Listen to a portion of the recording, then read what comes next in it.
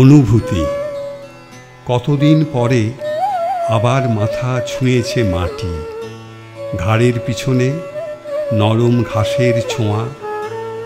কতদিন পরে চোখের সামনে খুলে গেছে আকাশের জানালা, আর তাতে উল্টি মারছে এক ঝাঁক পাখিদের ঘুড়ি।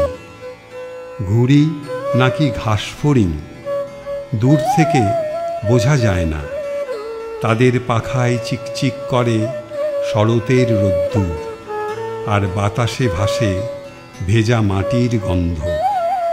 দূরে কোথায় বৃষ্টি নেমেছে। কতদিন পরে আমরা দুজনে একা, পাশাপাশি, ঘাড়ের পিছনে একই ঘাসের স্পর্শ, চোখের সামনে আকাশ ভরা ঘাসফড়িং, আর নিঃশ্বাসে ভেজা মাটির গন্ধ।